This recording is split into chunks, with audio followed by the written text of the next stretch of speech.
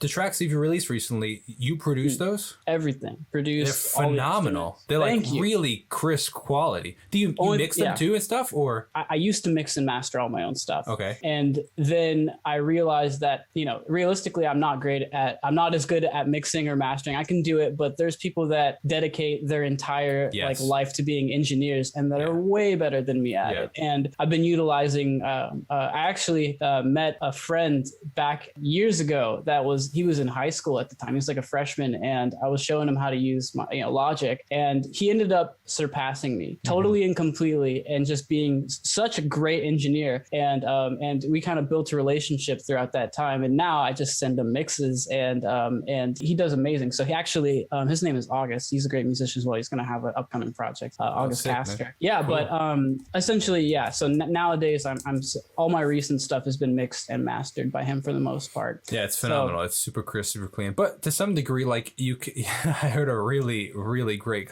quote yesterday in a conversation with somebody. They said you can only do so much in post. Like otherwise, you end up just polishing a turd. Is what they said. You gotta have from August can only do so much. Like your recording process is at least there, for sure. Thank you. Yeah, it's definitely taken time for sure. It's like with anything, it's a lot of trial and error and learning. I don't know. It's cool that I've never really worked with producers that much, and now that there's the option to do that. I've tried being in sessions and whatnot, and I spent most of my growth time doing it all by myself, and so now it's easier for me to communicate to myself what I want rather than another person. So that's been also, I'm trying to branch out and work with more people for sure. But just knowing myself, plus I don't have to wait on anyone or anything like that. Like the second an idea comes, I can track it and all that stuff. So that's been cool.